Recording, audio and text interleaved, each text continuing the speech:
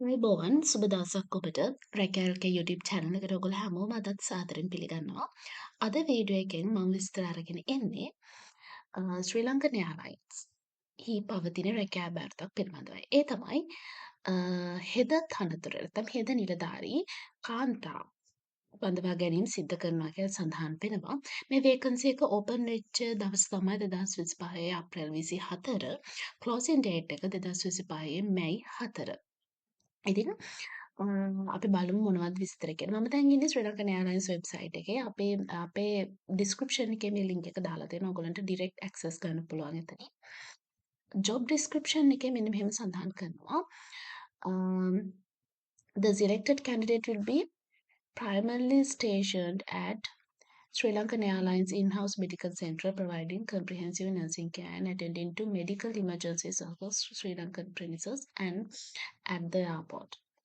එතකොට මේ බඳවා ගැනීමෙන් පස්සේ තේරෙන අයදුම්කරුවන් ශ්‍රී ලංකන් එයාර්ලයින්ස් වල වගේම එයාපෝට් එකේ පැය 24ම දවස් 7 ඒ අදාළ විදිහට වැඩ කරන්න අවස්ථාව තියෙනවා කියලා සඳහන් වෙනවා.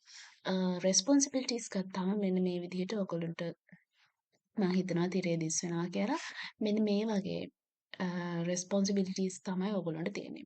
එතකොට මුලින්ම තියෙනවා provide nursing care and first aid to employee at Sri Lankan premises. Sri Lankan premises එකේ ඉන්න employees ලට ඒ අවශ්‍ය හෙද හෙඩ්ඩිය නිලධාරීන් වශයෙන් දෙන්න පුළුවන් ඒ අදාළ රැකවරණය සමග first aid ප්‍රථමාධාර ලබා දීම.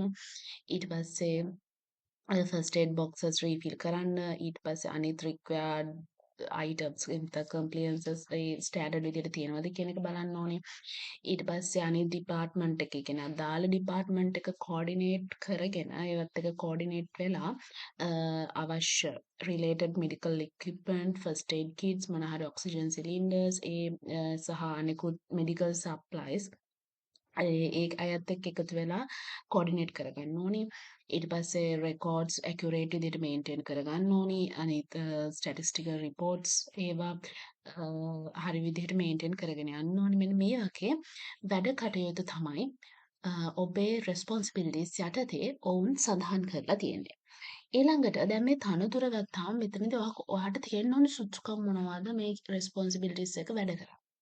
මුලින්ම සාමාන්‍ය පෙළ විභාගයේ පාසස් 6ක් එක්ක සමත් වෙලා තියෙන්න ඕනේ. එතනදී එක් වරකදී ක්‍රෙඩිට් පාස් 4ක් අරගෙන තියෙන්න ඕනේ. එයින් එකක් ඉංග්‍රීසි වලට තියෙන්න ඕනේ. සහ government school of nursing certificate එකක් අරගෙන තියෙන්න ඕනේ. එතකොට අවුරුදු 3ක නර්සින් එක්ස්පීරියන්ස් එකක් ගවර්න්මන්ට් හොස්පිටල් එකක එහෙමත් නැත්නම් එතනදී ඇක්සිඩන්ට් ඇන්ඩ් ඉමර්ජන්සි මේවා එක කිසි public health occupational health and be a registered nurse with the Sri Lankan Medical Council or Sri Lankan Nursing Council. කියන්නේ ලංකාවේ රෙජිස්ටර් වෙච්ච නර්ස් කෙනෙක් විදිහට ඔයාලට අවුරුදු 3ක එක්ස්පීරියන්ස් එකක් තියෙන්න ඕනි ගවර්න්මන්ට් හොස්පිටල්ස් මේ ඉමර්ජන්සි සෙක්ටර්ස් පබ්ලික් හෙල්ත් වගේ පැතිවල. වයස ගත්තාම අවුරුදු 48ට වඩා වැඩි වෙන්න බෑ. ඒ වගේම ලාංකිකයෙක් වෙන්න ශ්‍රී ලාංකික පුරවැසියෙක් වෙන්නත් ඕන. මෙන්න මේ කියන විස්තර තමයි සඳහන් කරලා තියෙන්නේ.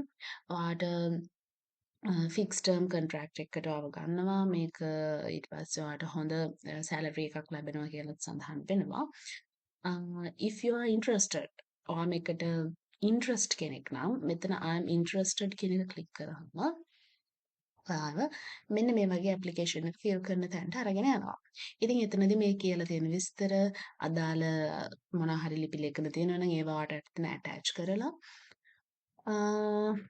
සබ්මිට් ඇප්ලිකේෂන් දෙන්න තමයි තියෙන්නේ. ඉතින් ඔයා සිලෙක්ටඩ් වුණොත් ඒ කියන්නේ සිලෙක්ටඩ් පර්සන් කෙනෙක් වුණොත් ඔයාට පුළුවන් මෙයාලගේ මොකක් හරි ඉන්ටර්විව් එකක් තියෙනවා නම් ඒකට සහභාගී වෙන්න.